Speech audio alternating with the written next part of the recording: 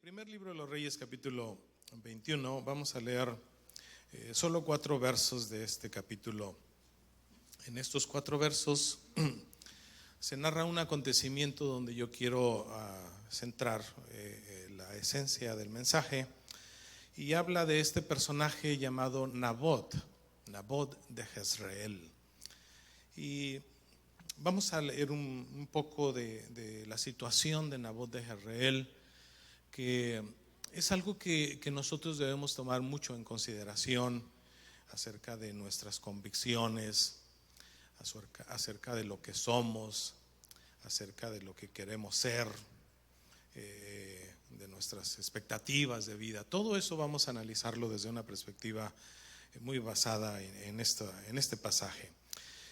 Dice el verso primero: pasadas estas cosas, aconteció que Nabot de Jezreel tenía ahí una viña junto al palacio de Acab, rey de Samaria.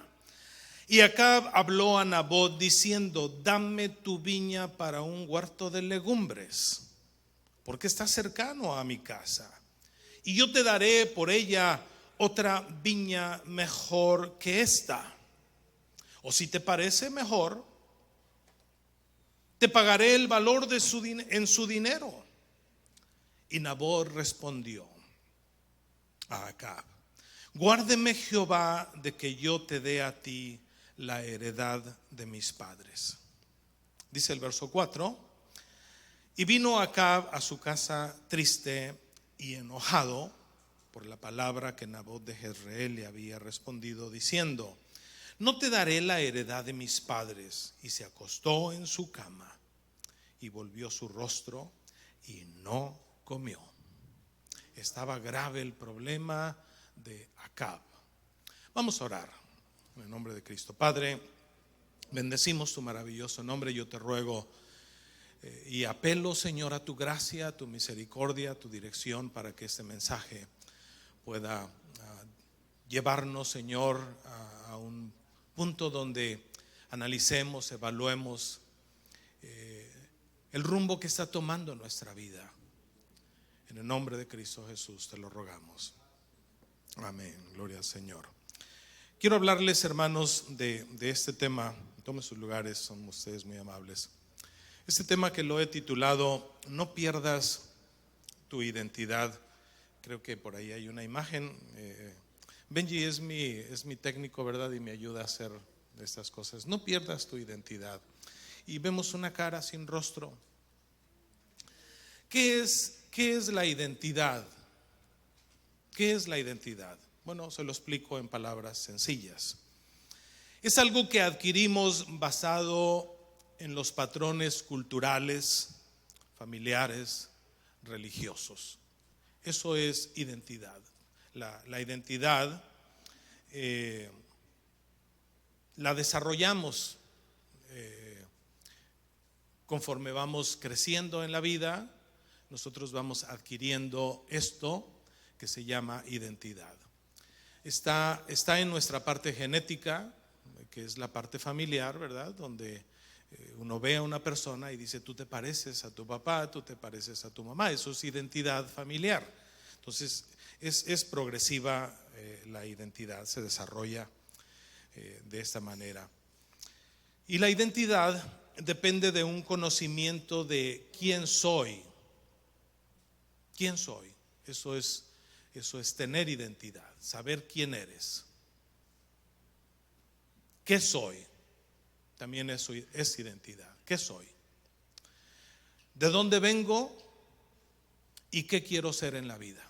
Todas estas preguntas que están aquí planteadas es lo que constituye en un ser humano la identidad. Y la identidad tiene algunas personas, mejor dicho, tienen crisis de identidad. Crisis de identidad. Nosotros estamos lidiando hoy en día con un problema muy serio, con esto que se llama crisis de identidad. Escuché, bueno, por lo menos aquí en California hay ya una autorización para, por cierto, que cuando usted va al DMV hay una larga lista de géneros, donde usted le preguntan ¿qué es usted? Y usted dice, pues bueno, soy hombre pero soy gay, soy mujer pero soy gay, y usted clasifica el género que usted quiere poner, y dentro de esa crisis de identidad hay una cláusula en el DMV, donde California tiene ese derecho para este tipo de personas que tienen esa crisis de identidad, que es el sexo X. El sexo X es personas que tienen crisis de identidad temporal. Por ejemplo, un tiempo se sienten hombres y un tiempo se sienten mujeres. Entonces, el DMV dice, este es, porque, pues bueno, cuando lo para un policía, él ve a la persona y si está vestido de mujer, porque en esa semana él se sintió mujer y se vistió de mujer. Sí, no estoy bromeando, son cosas que están sucediendo hoy en día, que son parte de nuestra sociedad que estamos viviendo. Una sociedad que tiene un problema de crisis de identidad muy, muy fuerte, muy fuerte. Entonces, pues bueno, el policía lo ve y tiene un género X y está vestido de mujer, pero es hombre y bla, bla, bla. Todas esas cuestiones. Las crisis de identidad, le explico más o menos en términos así muy generales. Es un periodo donde una persona experimenta dudas sobre sí mismo. Una crisis de identidad es una persona que experimenta dudas sobre sí mismo. La crisis de identidad casi siempre está acompañada de la parte emocional de nuestro cuerpo, ¿sí? Y esta crisis de identidad se da en momentos de soledad, donde nos encontramos confrontados con ciertas cosas y pensamos en esta crisis de identidad, todas estas situaciones que ocurren en la vida. La crisis de identidad, repito, casi siempre está acompañada de sentimientos de soledad, de ansiedad, de tristeza y de aislamiento. Y todos estos sentimientos que afloran en estas etapas emocionales de nuestra vida nos llevan a nosotros a redefinir, de acuerdo a los psicólogos, nos ayudan a nosotros a redefinir quiénes somos. La sociedad tiene sus problemas de crisis de identidad, pero la iglesia también tiene crisis de identidad. La iglesia está pasando un momento de crisis de identidad. Si yo le cité esta cita de Nabot de Jezreel, porque si Nabot de Jezreel estuviese pasando una crisis de identidad, él evalúa las cosas. El proyecto que le presentaba Nabot, que le presentaba Acab, que Acab es una representación de las mismas fuerzas demoníacas. Acab es una representación de las mismas fuerzas demoníacas. Y Acab le estaba diciendo a Nabot de Jezreel, le estaba dando una oferta que iba a resolver todos sus problemas económicos que él tenía. Tenía Nabot de Jezreel una viña junto al palacio de Acab. Tener una viña en un terreno donde estaba próximo al palacio del rey, esto se llama location, ubicación. Representaba poder adquisitivo, esa propiedad que él tenía, pero en la mente de un hombre que tenía muy definido qué quería hacer en la vida, en su mente nunca atravesó esa propiedad que él tenía, tenerla como una inversión. Él la valoraba porque era parte de la identidad, parte de la conexión que él tenía con sus antepasados. La heredad de mis padres. Entonces Acab le da una oferta muy buena, siendo coherentes, siendo razonables, siendo pensantes para hacer un buen negocio, era la oportunidad de hacer un buen negocio. Acab se puso de pechito con él y le dijo: dame tu viña, porque yo tengo planes de poner en ella un huerto de legumbres. De entrada, tenía que entender Acab que todo lo que sus padres habían trabajado, sus abuelos o bisabuelos habían trabajado en esa vid, se iba a acabar, se iba a desaparecer. Entonces, en la propuesta, Nabot de Jezreel estaba pensando la propuesta y le dice a Acab: o si bien te parece, ponle precio. ¿Cuánto quieres que te pague por tu viña? Si nosotros analizamos las cosas, pensáramos, bueno, este hombre me está ofreciendo la oportunidad de retirarme, de jubilarme. Yo le voy a poner el precio a mi viña, y el precio que yo le ponga a mi viña, él no me lo va a negar, me lo va a pagar, porque él me dijo: ponle precio. Pero la respuesta de Nabot de Jezreel no se hizo esperar, y fue un: no se cambia y no se vende. No se cambia y no se vende. ¿Por qué no se cambia y por qué no se vende? Y él le dice el por qué: guárdeme Dios de venderte la heredad de mis padres. Si Nabot de Jezreel hubiese tenido una crisis de identidad, se la vende. ¿Qué me importa a mí lo que mis padres trabajaron? ¿Qué me importa a mí lo que mis padres hicieron? Y estoy diciendo esto, hermanos, porque quiero hablarles en esta oportunidad, en esta propuesta que yo les quiero hacer en esta tarde, de no perder nuestra identidad. Porque como iglesia nosotros estamos perdiendo el rumbo de la herencia de nuestros padres. ¿Quiénes somos? Cuando a mí me preguntan: bueno, ¿y usted de cuáles es? Yo, sin titubear, honestamente, antes yo les decía porque como que tenía un poco de miedo, encubría un poquito el asunto de Oneness Pentecostal. ¿Sí saben lo que es Oneness Pentecostal, verdad? O los unitarios pentecostales, que así se reconocen los que creemos que el bautismo es en el nombre de Jesucristo, que creemos en las raíces apostólicas que nuestros padres nos delegaron. Y ahora, cuando la gente me pregunta, porque yo ya redefiní muy bien, porque en estas confrontaciones de crisis de identidad religiosa, no de crisis de identidad familiar, porque hay quien hasta rompe, cuando tiene una crisis de identidad, rompe hasta con su familia. Yo ya no quiero de ustedes nada porque ustedes me exigen mucho, porque ustedes esto y esto, y ahí nos vemos. Entonces rompen ese vínculo de identidad que los conectaba con su familia. En el aspecto cultural también nosotros, ¿verdad?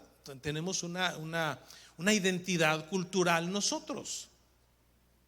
Nosotros no podemos hacer aquí una fiesta mexicana porque no todos son mexicanos aquí. Tenemos una diversidad cultural donde sería bueno un día hacer una fiesta multicultural, ¿verdad? Y que ahí los puertorriqueños nos hicieran frijoles con gandules y que los de Nicaragua nos hicieran yuca frita, ¿sí? O un bajo, ¿verdad? O esas cosas que son ricas que ellos comen, y los mexicanos pues tacos, enchiladas, tamales y la dieta de la T, esas cosas, ¿no? Y bueno, hay mucha diversidad cultural. Y uno tiene un perfil de identidad por el aspecto cultural, pero en el ámbito religioso, que es donde yo me quiero centrar, nosotros debemos de tener una identidad. Si no tenemos una identidad como iglesia, nosotros no podemos decir simple y sencillamente, soy cristiano evangélico. Bueno, sí, pero ¿de cuáles? Les voy a mencionar algo. Le pedí a mi niña que trajera mi maletín, porque aquí traigo 2 libros que son un contraste uno del otro. Este me lo prestó Caleb. Dicen que si alguien aprecia un libro que no lo preste, pero bueno, con Caleb no hay problema porque él me puede regañar si yo no se lo regreso en buenas condiciones. Este libro se llama, ¿sí ven? Se llama In Jesus' Name. Y dice la parte del centro: The History and Beliefs of Oneness Pentecostal. La historia de los unitarios pentecostales. Este libro lo escribe David A. Reitz, que es un pastor emérito, o sea, él ya no ejerce el pastorado, y es una persona, es una autoridad eclesiástica, muy reconocido en el ámbito teológico, porque toda la vida él ha sido maestro dentro de las escuelas prestigiadas de teología. Actualmente David Reitz es pastor en una universidad, John Wycliffe, que es una universidad canadiense, y él es canadiense, y él es maestro en esa universidad y es toda una autoridad en su manera de escribir. Tiene varios libros. Hay otro David Reitz que se encarga de echarles leña a los testigos de Jehová, pero no es ese, es este libro, por si lo quieren buscar, se lo recomiendo. Yo no leo tanto inglés, no estoy presumiéndoles de que hablo mucho inglés o que leo mucho inglés. Me cuesta el 70% de esfuerzo más leer este libro que leer este que está en español, porque pues, mi idioma de preferencia es el español y yo me deleito leyendo español. Pero lo encuentro tan interesante este libro. En su prólogo, David Reitz dice que les dice, porque este libro está destinado a los trinitarios, les dice a los trinitarios: nosotros no debiéramos de menospreciar a The Oneness Pentecostal, la organización que nació ahorita les digo, aquí está en la parte de atrás. Les digo porque, bueno, de repente lo tengo en la memoria y estoy como cuando la hermana Yeli fue a su cita, ¿verdad? Todo se olvida. Cuando en el 1916 se separaron de las asambleas de Dios un grupo de hermanos que Dios les reveló el nombre de Jesucristo. In Jesus' name. Y que este grupo que se separó en 1916, a la fecha, dice David Reitz, no deberíamos menospreciarlos, porque a la fecha este grupo, que número uno son ortodoxos. Él usa la palabra ortodoxos porque se supone que los apostólicos somos preservadores de una línea de moral, de recato, de pudor y de decencia en la forma como vestimos. Y dice David Reitz, no debiéramos menospreciar a The Oneness Pentecostal porque son ortodoxos, son cristocéntricos mucho más que nosotros, son preservadores y celosos de la doctrina y de los evangelios. Además, dice, actualmente son 14 millones repartidos en todo el mundo. Esto no lo está diciendo cualquier hoja distafiate. Es toda una autoridad este hombre, y lo está diciendo con bases de datos muy bien sustentados. Entonces él en su libro dice que no se debe menospreciar a The Oneness Pentecostal o a los pentecostales del nombre de Jesucristo, porque A veces nosotros somos muy criticados porque los trinitarios dicen que nosotros somos huerfanitos. ¿Sí? Lo solo Jesús y lo solo Jesús y lo solo Jesús. No, no, Señor, no es solo Jesús. Esta doctrina nace en una parte histórica. Y yo le estoy diciendo esto: no pierdas tu identidad, porque de alguna manera muchos de nosotros ni siquiera sabemos por qué somos apostólicos. La doctrina apostólica nace en la mente de un hombre llamado, ¿cómo se llamaba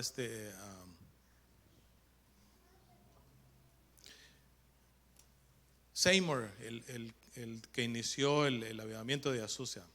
William Seymour se llamaba, si no se he equivocado. Era un morenito que estaba ciego de un ojo. Y él durante siglos, y digo siglos porque fueron siglos o cientos de años, la iglesia se volvió una iglesia litúrgica. Venían los hermanos a la iglesia y vamos a cantar el himno número 6. Y cantaban los hermanos el himno número 6, y algunos hasta sin música, con un piano, ¿verdad?, de esos de tubo y esas cuestiones. Y vamos a leer el salmo fulano. Todo era una rutina, una liturgia muy litúrgica, y bueno, años, siglos y siglos. William Seymour tenía una frase, y se levanta con una frase porque leyó Hechos capítulo 2 y le impactó. Y él dijo: tengo hambre de Dios. Tengo hambre de Dios. Y en su hambre por Dios, este hombre se metió a orar 5 horas diario durante 2 años y medio antes de que viniera el avivamiento de Azusa. Y nos nombramos apostólicos porque el primer título que aparece como apostólicos fue el que él puso en su templo: Apostolic Faith Tabernacle. La historia data de estos detalles. William Seymour no se hizo del nombre. Los del nombre se separaron de las asambleas de Dios. Cientos de ministros se separaron porque una noche Dios le reveló a un hombre, no tengo los datos, en este libro, este pastor emérito, maestro de la Universidad John Wycliffe, habla de todos estos datos, y me llama mucho la atención. Quiero mencionarles esto. Me llama mucho la atención porque menciona a todos los buenos teólogos que ha dado The Oneness Pentecostal, como Edwards, como el que es actualmente presidente de UPC, David Bernard. David Bernard es reconocido aún entre los trinitarios como una autoridad teológica muy fuerte. Y en su prólogo menciona a los hombres que en un inicio marcaron la historia de Oneness Pentecostal, o los apostólicos del nombre, o los del nombre pentecostales, que es lo mismo. Y menciona algo interesante que yo le quiero mostrar en esta oportunidad. Menciona a Maclovio Gagiola, a Manuel Gagiola, uno de los casi fundadores de la Iglesia Apostólica en México. Y es un poco triste porque digo, no pierdas tu identidad, porque yo hice un análisis y decía, bueno, ¿quién queda de los Gagiola? ¿Quién queda de los Lugo? ¿Quién queda de los Arias? ¿Quién queda de los hombres que vimos que Dios trabajó y usó a esta gente para dejarnos a nosotros una herencia, nuestra herencia apostólica? Y hoy en día nosotros nos encandilamos, los apostólicos nos encandilamos con el neopentecostalismo que está surgiendo hoy en día. El neopentecostalismo no es un diseño de Dios, aunque ellos dicen que sí, pero no es un diseño de Dios.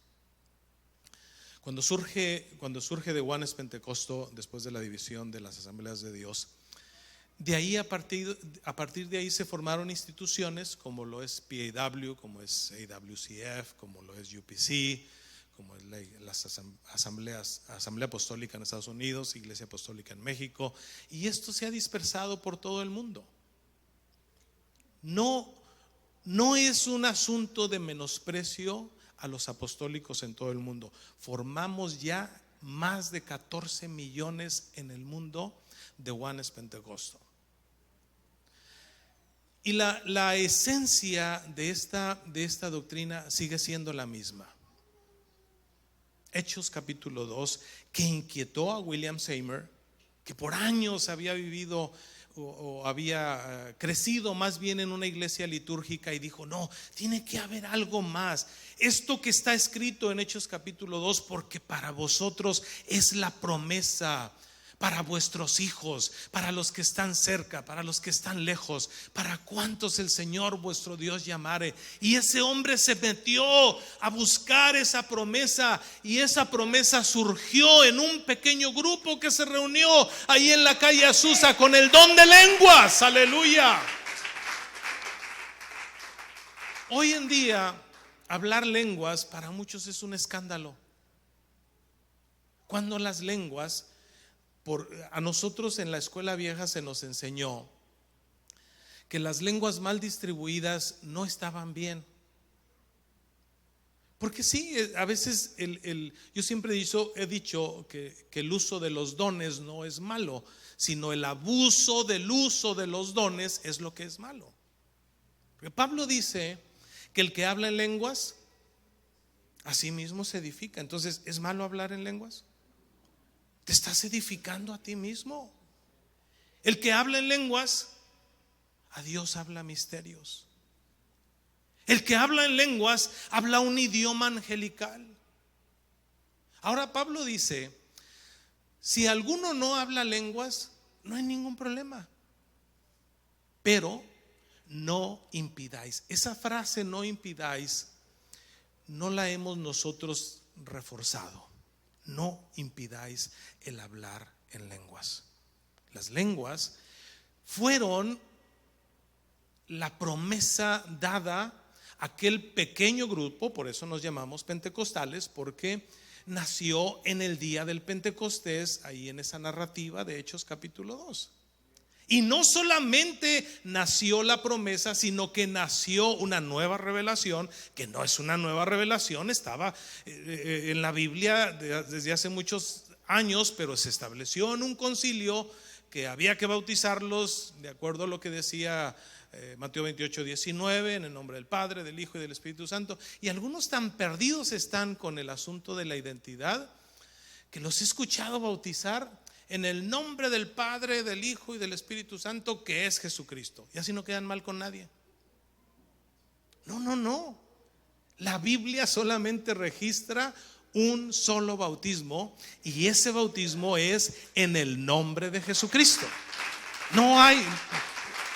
Le regalo todos, hasta la viña de Nabot de Jezreel se la voy a regalar. Le regalo todos mis bienes. Encuéntreme un bautismo registrado en la Biblia en el nombre del Padre, del Hijo y del Espíritu Santo. No existe. No existe. Pero este nuevo avivamiento que surge con el avivamiento de Azusa le da esta fuerza a los pentecostales. Y hoy en día los pentecostales es el movimiento reconocido mundial de más grande crecimiento en el mundo, incluyendo a los trinitarios, por supuesto. Pero nosotros debemos entender que la doctrina apostólica y The Oneness Pentecostal o los unicitarios del nombre, somos personas que preservamos una identidad y no queremos negociarla. No se vende y no se cambia. Aunque venga Acab a ofrecernos una viña mejor, porque a muchos les molesta, hermanos, esta forma ortodoxa que nosotros tenemos de crecer y formar a nuestros hijos en esta manera de ser, donde creemos que las alhajas son una ostenticidad a la vanidad, donde creemos que la mujer y el hombre, porque a veces le echamos pura leña a la mujer, donde creemos que el hombre y la mujer se deben de vestir con pudor y con decencia. Y queremos que esos valores que son parte de nuestra identidad no cultural, no familiar, no social, es parte de nuestra identidad religiosa. ¿Quién soy yo? Yo soy the one is Pentecostal. Yo soy un apostólico del nombre, y ese apostólico del nombre tiene una identidad, y esa identidad es la que yo quiero reflejar. Bueno, pocos amenes, pero ahí la llevamos, ahí la llevamos. Gloria al Señor. ¿Por qué es este otro libro? Este libro está viejito. Este libro se lo presté al hermano Simón hace muchos años, y con riesgo de que no regresara el libro. Pero me arriesgué y sí me lo regresó, y me lo regresó en buenas condiciones. Ya lo he restaurado varias veces. Me he vuelto un experto restaurando libros, porque este libro se lo empezó a comer la polilla. Hacía meses que no lo sacaba, y la casa donde vivíamos antes, no ahora, tenía polilla, y yo no me daba cuenta, y se lo estaban comiendo, y me agarré y lo limpié y lo restauré. Este libro se llama En Nombre de Dios, y lo escribe un autor secular, creo que es hasta ateo. Se llama David Jalop, un inglés. Es investigador. Este hombre destapó muchos casos de culpabilidad de hombres que habían hecho culpables, y que él sabía que eran inocentes. Entonces, un tremendo investigador. Y David Jalop, este libro yo lo compré en un tianguis, en el tianguis que se pone enfrente de mi casa los viernes en Guadalajara, antes de que me casara. Tiene más de 30 años este libro. Y este libro habla de un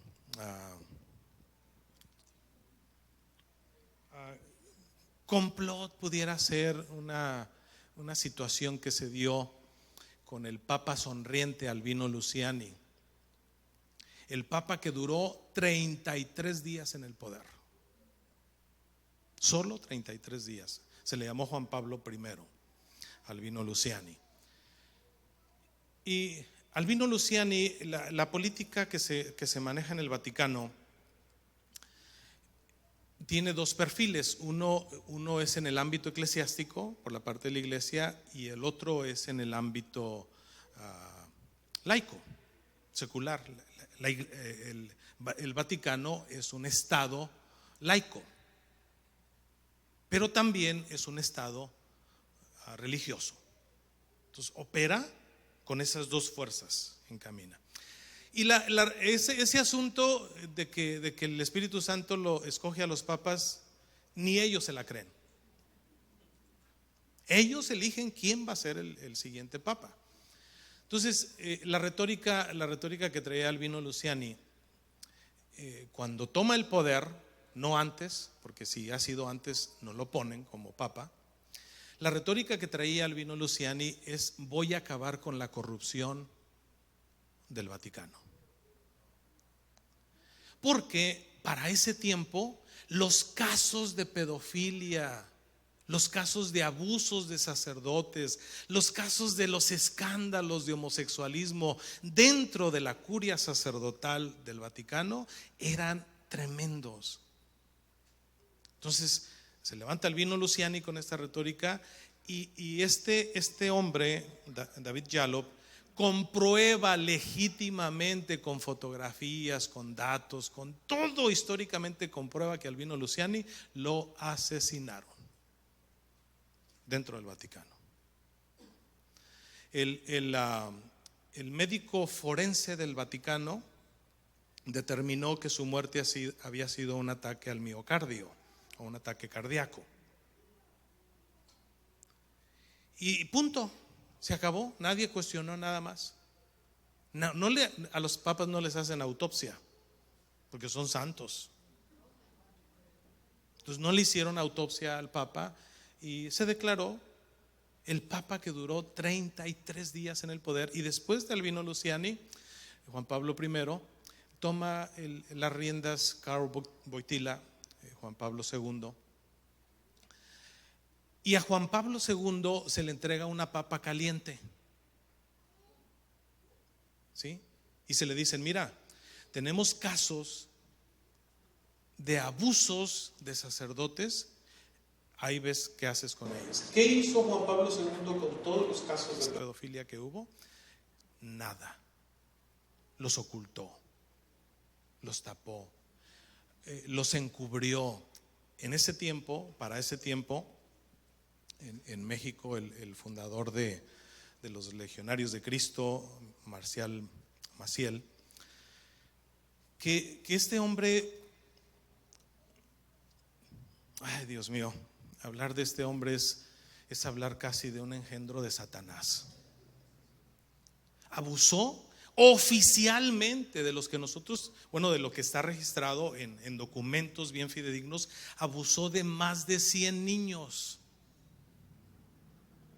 Y la gente que llevaba a sus niños, ¿por qué Marcial Maciel fue tan encubierto y fue tan querido de Juan Pablo II? Porque el presupuesto que los legionarios de Cristo en todo el mundo tenían era de más de $60 millones. Y las aportaciones, el presupuesto para sufragar los gastos anuales para sostener a más de 6,000 seminaristas en todo el mundo, llamados los legionarios de Cristo, que estaban en proceso de formación. Para ese tiempo la iglesia católica tenía una crisis de sacerdotes. Entonces Marcial Maciel viene a ser un elemento muy querido del Vaticano, muy querido del Papa, porque no solamente creó un sistema de tantos sacerdotes en formación, más de 6,000 en los legionarios de Cristo, y aparte de eso, sus aportaciones al Vaticano eran millonarias. Marcial Maciel fue acusado oficialmente y protegido oficialmente por el arzobispo de México, Rivera, creo que se llama este señor, ¿verdad? Perdón, hermano Rivera, pero nada que ver contigo, ¿verdad?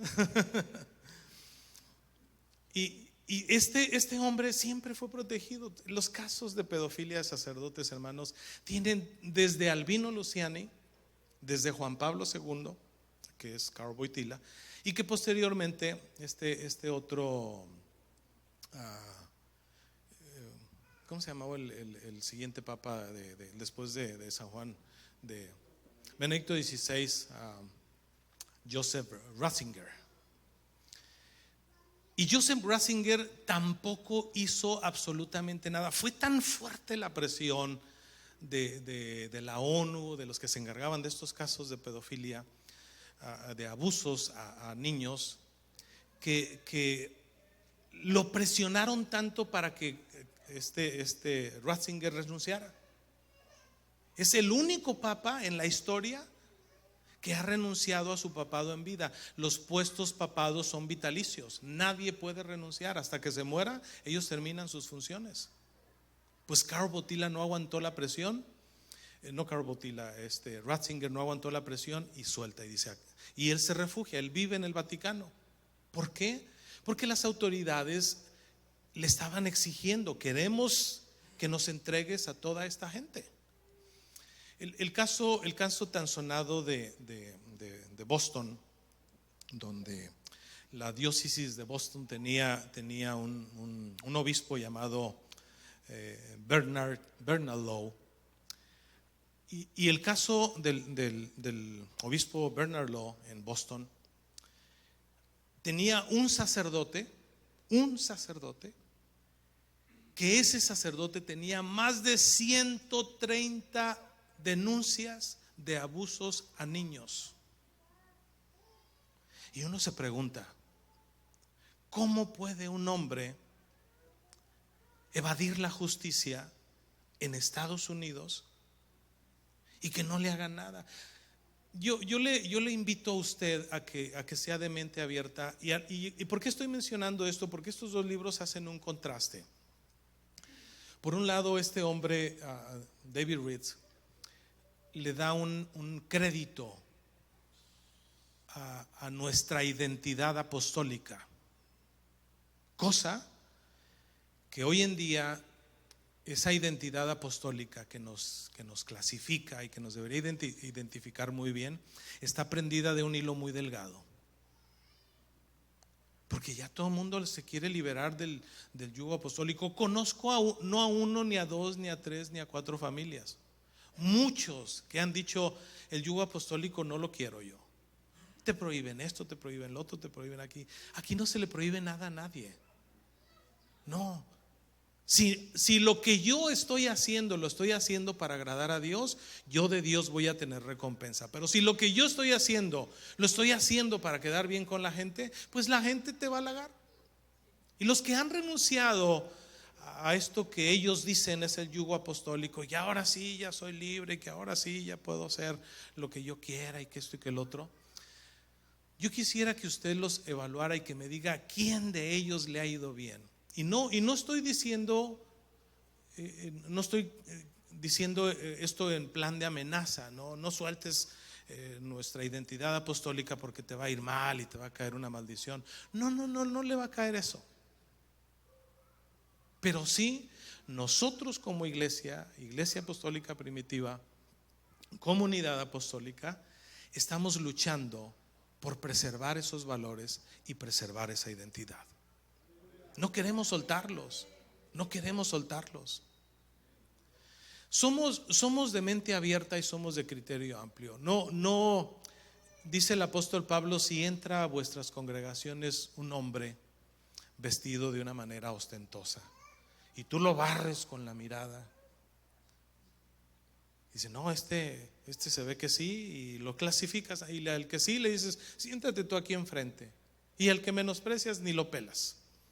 En pocas palabras es lo que Pablo dice que a veces nosotros como iglesia tenemos. No tenemos, o no debiéramos de tener esa actitud. Todos en iglesia apostólica, venga como venga, son bienvenidos, porque la iglesia apostólica primitiva no cambia a nadie para arrancar.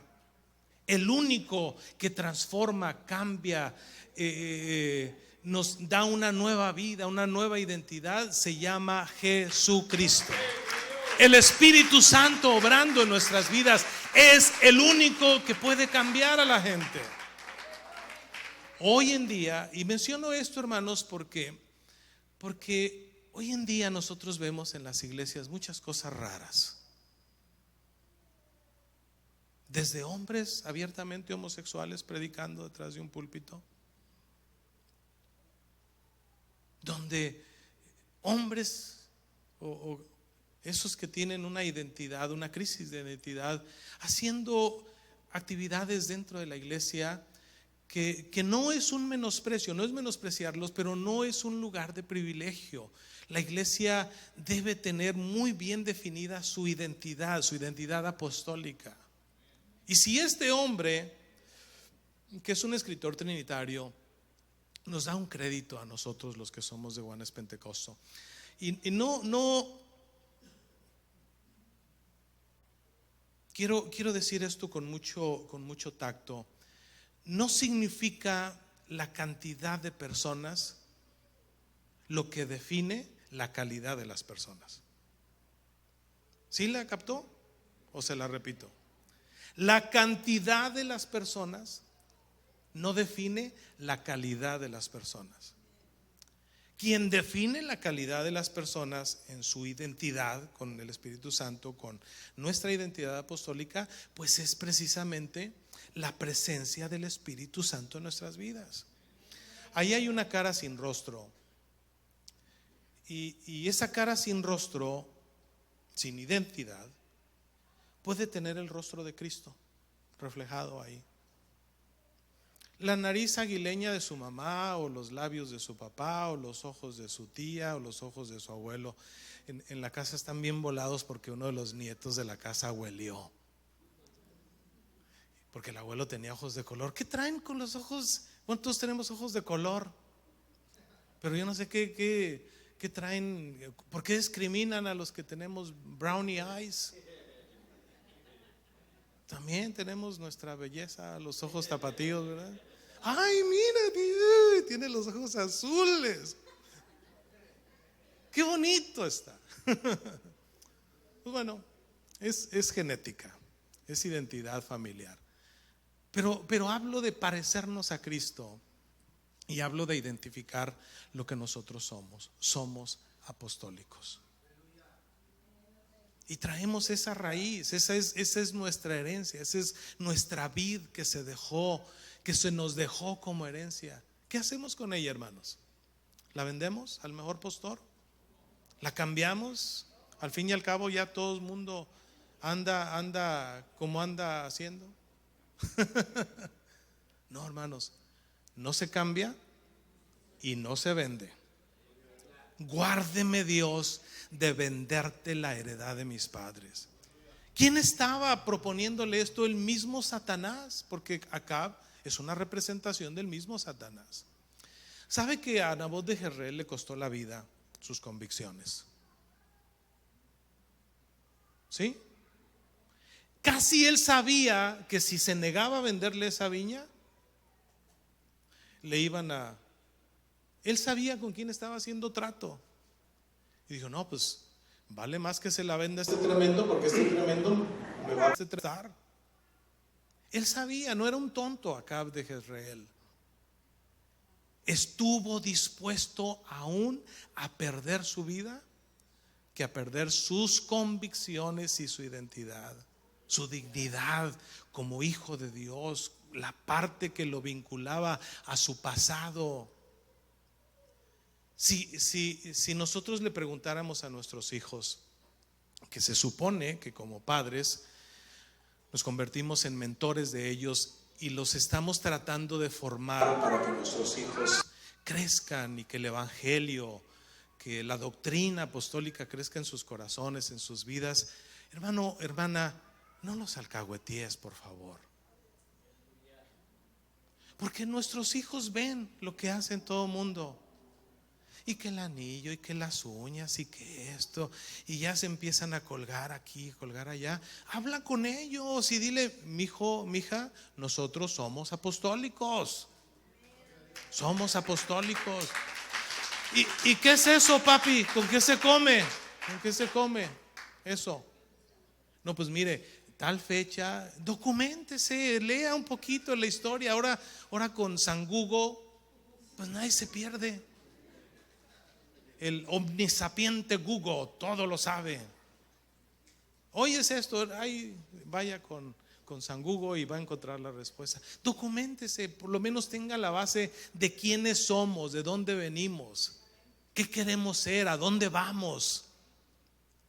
Porque Dios, hermanos, nos va a preguntar, ¿qué hiciste con lo que yo te di? A unos les dio uno, a nosotros nos dio uno. Y es ese nombre que es sobre todo nombre. A otros les dio 3 y a otros les dio Estoy hablando así como muy como que Dios tiene la culpa de esto, pero no es cierto. Yo no tengo ningún problema, ni condeno, aclaro, ni condeno a los trinitarios. Porque yo he escuchado muchos apostólicos, no, los trinitarios se van a ir al infierno. Pues quién sabe, allá nos vemos a ver de cuál cuero salen más correas, dicen los trinitarios, ¿eh? No mande al infierno a nadie, de eso se va a encargar Jesús. Usted no tiene que andar mandando a nadie al infierno. Usted preocúpese por no vender su viña. Bueno, yo me preocupo por no vender mi viña. No se vende y no se cambia, gloria a Dios. Yo quiero en esta oportunidad motivarlo, estimularlo a que no perdamos nuestra identidad apostólica. Yo no tengo ningún problema, hermanos, de que fuera de los entornos, en cuestión a circunstancias, tengamos que vestirnos. Yo no puedo irme de traje a trabajar, a tapizar muebles, porque, pues, ¿cómo? ¿Sí? Pero yo cuando vengo a la iglesia, yo vengo representando mi identidad. Yo soy un apostólico.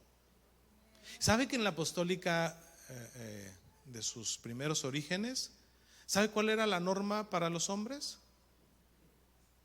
¿Quién sabe de los viejos apostólicos? Yo creo que yo soy el más viejo, ¿verdad?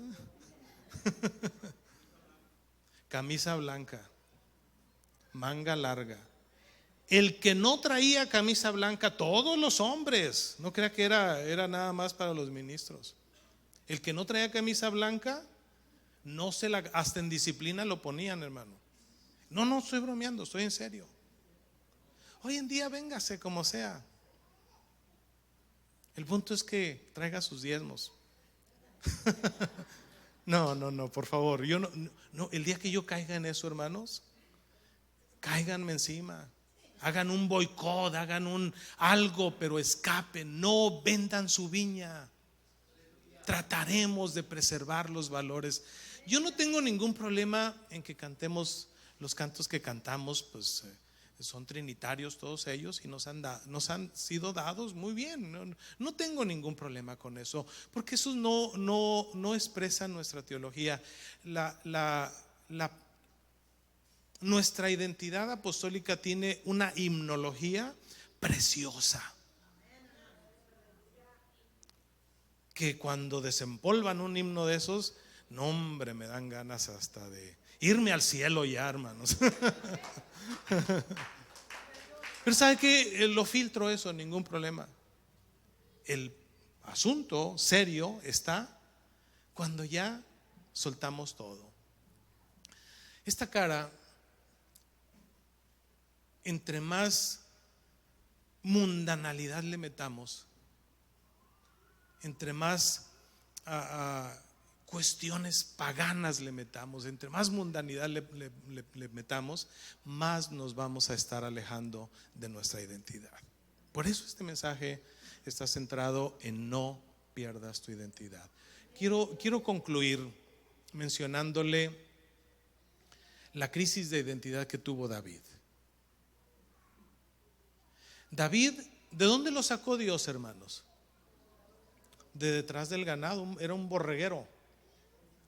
¿No tienes otro hijo?, le dijo Samuel a Isaí. Sí, el menor, y anda criando ovejas, anda cuidando las ovejas, cuidando las ovejas. Pues tráelo, porque no nos vamos a sentar a la mesa si ese hombre no viene. Ya de ahí Dios le dio una posición de honra. Ese hombre Dios lo levantó para que fuese, ¿qué, hermanos? Rey sobre Israel. Rey sobre Israel. Pero a David se le descompuso la identidad de quién era él. En una ocasión él salió a la guerra. Menciono 3 citas bíblicas y ya nos despedimos.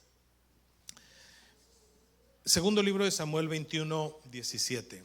El segundo libro de Samuel 21 es un libro que no está escrito en un orden cronológico, para que no nos perdamos en ese detalle. O sea, si usted lee el capítulo primero, posiblemente le está hablando de acontecimientos que sucedieron antes del capítulo 15 o 16. No está escrito en orden cronológico. Y en el segundo libro de Samuel, capítulo 21, Samuel está haciendo una narrativa de una guerra que confrontó, o algunas guerras que confrontó David con sus soldados. Y en una de esas guerras con los filisteos, ahí andaba un hermano de David. Y ese hermano de David dijo: voy a vengar a Goliat. Se llamaba Isbi Benot. Y dijo: el David que mató a mi hermano me las va a pagar. Lea por favor el verso, o leamos mejor dicho, el verso 16 del capítulo 21. E Isbi Benod, uno de los descendientes de los gigantes, cuya lanza pesaba 300 siclos de bronce y quien estaba ceñido de una espada nueva, trató de matar a David. Su target, su enfoque era David. Mas Abisaí, el sobrino de David, el hijo de Sarbia, su hermano, llegó en su ayuda e hirió al filisteo y lo mató. Estaba Isbi Benod a punto de matar a David, y por ahí estaba echando espadazos a Abisaí, y lo ve en la situación en que estaba su rey, y se arranca, ¿cómo que van a matar al tío? Y pum, se pone al tú por ti, porque David estaba cansado. Ya, estaba cansado David de la guerra.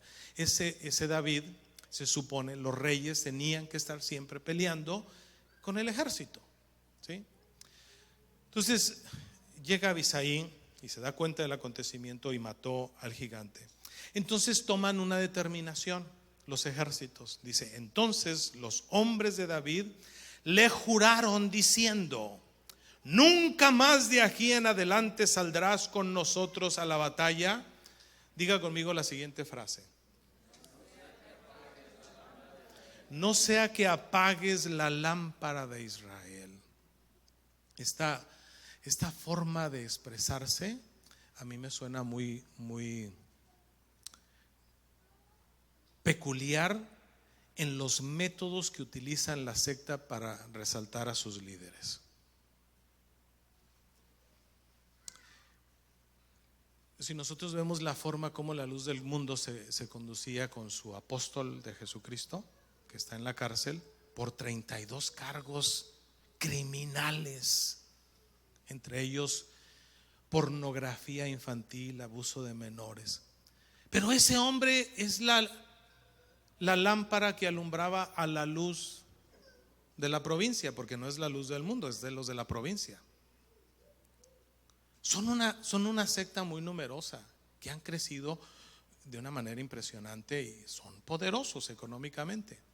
Pero la retórica que se maneja en las iglesias, donde el líder es el enfoque, donde el líder es el transmisor, donde el líder, ay, me va a tocar, que ore por mí el pastor, lo mismo da que ore por ti el hermano diácono, es igual el poder, porque el poder no está en el pastor, el poder está en el nombre de Jesucristo, invocar ese nombre que es sobre todo nombre. Pero los seres humanos llevamos a un punto, y menciono todo esto asociando todo lo que hablamos de estos pedófilos católicos, todos los papas. A Juan Pablo II lo canonizaron, lo hicieron santo, pero Dios se las va a averiguar con él, hermanos, independientemente de que la gente católica crea que él fue un santo. David Yalop, este investigador que murió el año pasado, por cierto, 2018, tiene otro libro que se llama La cara oscura de Juan Pablo II. Porque los papas, cuando se paran ahí en la Basílica de San Pedro y ves esa cara de santos, eso es una cosa, pero adentro son unos demonios.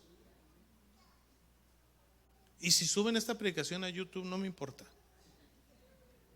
No, eso es una verdad. Ellos manejan una imagen religiosa, pero en el aspecto de la ciudad vaticana, de lo que ellos corresponden al estado civil, ese es otro asunto muy diferente. ¿Sabe qué hicieron con este Bernard Law, el obispo de Boston? Este hombre se enfrentó a un juez civil, un juez ya de alto rango, y le dijo: oye, aquí yo tengo en mis documentos un problema muy serio. Tú no solamente estás acusado de encubrimiento a pedófilos, porque este hombre lo que hacía, abusaste de 100, 200 niños en una parroquia, te muevo a la otra parroquia y se acaba el problema. Y en la otra parroquia otros 20, otros 30, él se la llevaba. Entonces movían como mover piezas de ajedrez de una parroquia a otro. Este juez federal, esa era la palabra que no encontraba, le dijo: tienes una fecha para presentarte y tengo 2 razones para meterte toda la vida a la cárcel, le dijo a Bernard Law. Una, por encubrimiento de criminales, y 2, por haberle mentido a un juez, ¿cómo les dije? Federal. ¿Sabe qué hizo Juan Pablo? No Juan Pablo, hizo este otro, el que renunció, Benedicto XVI, Ratzinger. ¿Sabe qué hizo? Le dice, vente al Vaticano. Y lo hace aval de una de las parroquias más importantes del Vaticano, que es Santa María de no sé qué, y con sede diplomática para que no tuviese tratado de extradición y no fuese juzgado. Ahora, ¿cuál es el punto, hermanos, de esto? Eso es lo que yo estoy tratando de despertar en ustedes un poco su pensamiento. ¿Cuál es el punto de hacer todo este movimiento y de yo esconder mis pecados detrás de una carita de santo? ¿Evadir la justicia? Lo puedo hacer. Siendo un buen hipócrita lo puedo hacer. Siendo hábil, un escurridizo en hacer cosas, lo puedo hacer. Puedo evadir fiscal, puedo evadir taxis, puedo evadir lo que sea. Pero la justicia divina, hermanos amados, ¿podemos evadir la justicia divina? ¿Sabe cómo le fue a Acab? ¿Sabe cómo le fue a Acab? Le dijo a un profeta, ve y dile a Acab que hasta aquí llegó, porque mató a mi hijo. Mató, le voy a refrescar. Acab era un demonio, hermanos. Y solamente Dios juzgó a Acab por el caso Nabot de Jezreel. Porque Jesús dijo, Dios dijo, no toquéis a mis ungidos, ni hagáis daño a mis profetas. Si hay algo que a mí me conmueve, me duele, es ver que gente inocente, niños vulnerables, sean abusados de una manera tan diabólica, porque no se puede pensar en otra cosa. Es increíble cómo esto. Y David, hermanos, cae en eso. Ay, la lámpara de Israel. Ya de aquí de adelante tú no vas a salir a pelear. Te vamos a poner en un estrado para que ya te veas bonito y que de ahí estés orando por nosotros. ¿Sabe qué hizo David, hermanos, en esta nueva etapa de su vida? Se relajó. Comfortable. ¿Sí dije bien? ¿Sí? Cómodo. Sí, su Aragán. Esa es salvadoreña. Aragán. Estaba dormido el segundo libro de Samuel, capítulo 11. Un poquito para atrás. Solamente le voy a dar esta y otra más. Otra más y nos vamos. Dicen los borrachos.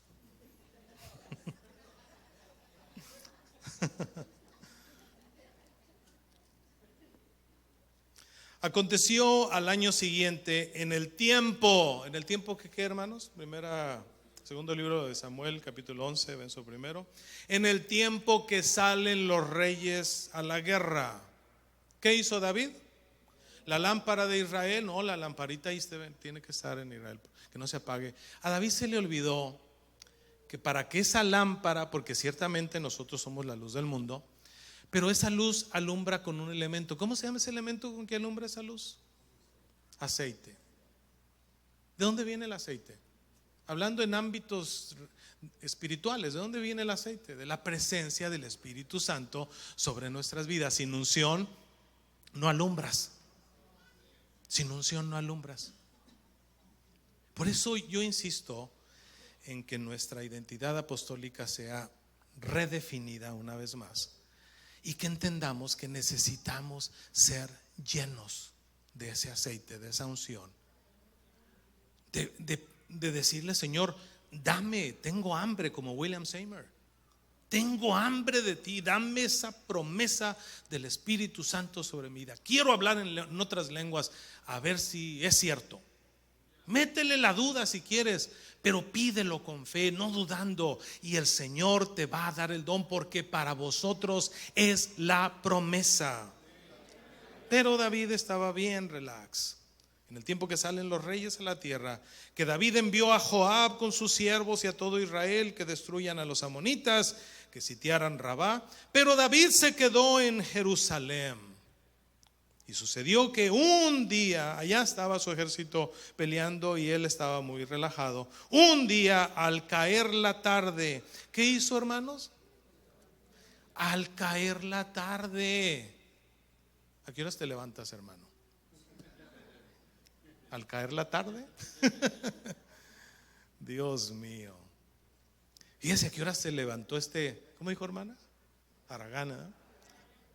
Perdón a David si me está escuchando, no sé si en el cielo se escuche lo que uno diga, ¿verdad? Pero si me está escuchando y si está en el cielo, que yo creo que sí, le voy a pedir perdón porque David se arrepintió. David se arrepintió y dijo: yo he pecado grandemente delante de Dios. Ojalá que todos los que de alguna manera nos hemos desviado de esta heredad tan maravillosa que tenemos, que es nuestro vínculo apostólico, lo retomemos, lo revaluemos, que retomemos nuestra verdadera identidad, que reflejemos quiénes somos. Una vez me dijo un hermano trinitario: es que ustedes los apostólicos todos se parecen. Y yo, en vez de pedrada, lo recibí como un halago. No sé si ahora se pueda decir lo mismo. Bueno, punto y aparte. Se levantó al caer la tarde y ya usted sabe lo que pasó, ¿verdad? Ahí miró a una mujer que se estaba bañando, era muy hermosa y bla, bla, bla. Y la mujer le dijo: estoy embarazada. Otro caso, primer libro de las Crónicas, capítulo 20. Ahí les dije que una más y nos vamos. Póngase de pie para que me la crea, porque sí, o más bien para yo creérmela. Sí, primer libro de las Crónicas, capítulo 20. Sí, si no, no me van a creer. Luego me emociono y ¿quién me para? Este libro no es barato, cuesta más de $40. Pero pues bueno, yo no los pagué. Caleb, David, es que vi el nombre de David aquí, David Ritz. Caleb no escatima cuando se trata de invertir en buenos libros. Y lo empecé a leer, me gustó y me dice: no, te lo presto. Y ya tengo como unas 3 semanas con él y ahí lo llevo. Pero bueno, uno fue el caso, ¿verdad?, de Betsabé, lo sabemos ahí, segundo libro de Samuel 11:5, y en primer libro de las Crónicas 20:1.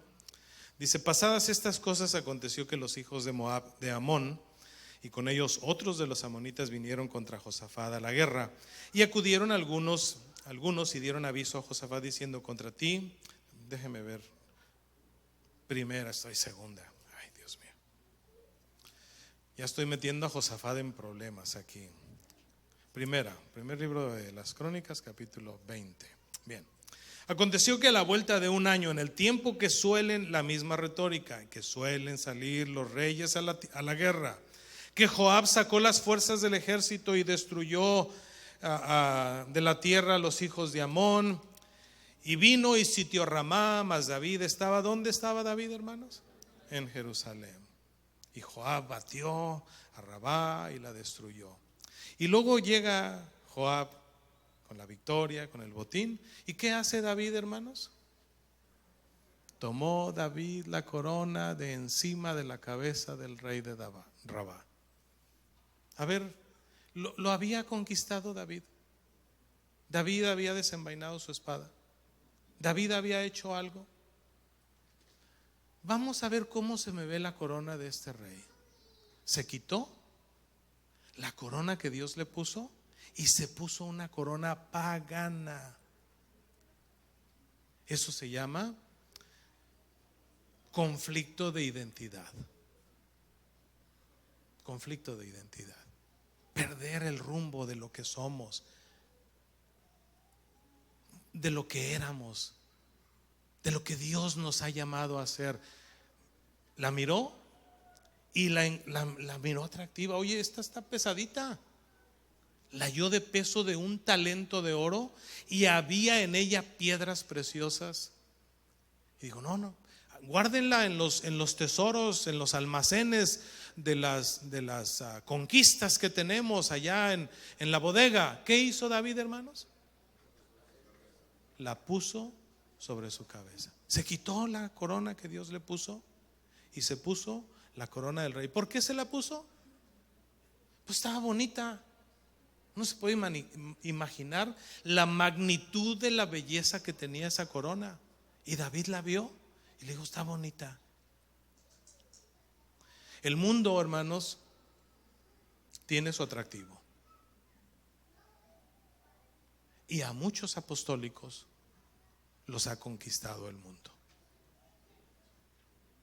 Y han dicho: no, los apostólicos son una bola de fanáticos, son una bola de esto, son una bola de lo. Yo ya no quiero saber nada de qué es eso del velo, qué es eso de que no te puedes ni poner esto, no te puedes ni poner lo otro.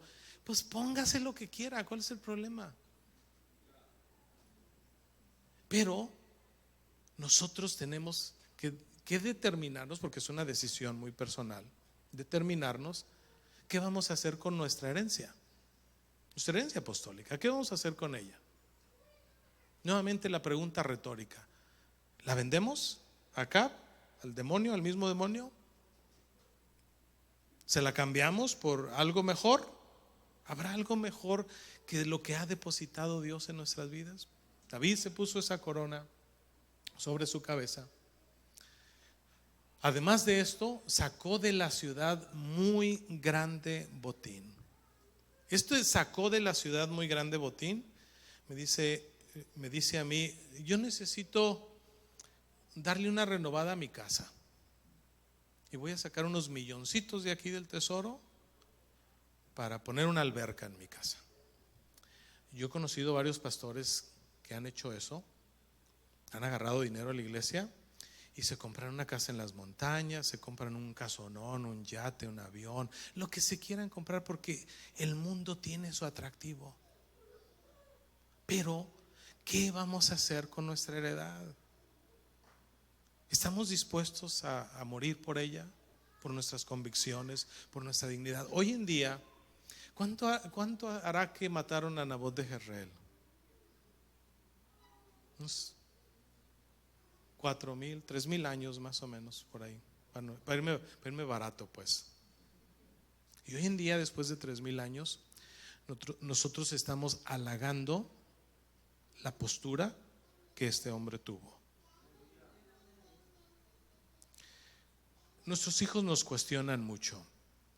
Llegar a dejarles una herencia apostólica a nuestros hijos, como dicen los que trabajan en el campo, is not easy job.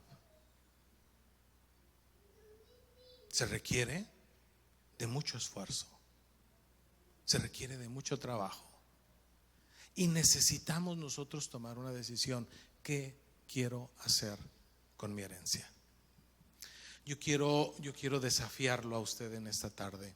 Yo he hablado de todo esto, hermanos, porque creo que necesitamos reevaluar si en realidad yo estoy sufriendo una crisis de identidad.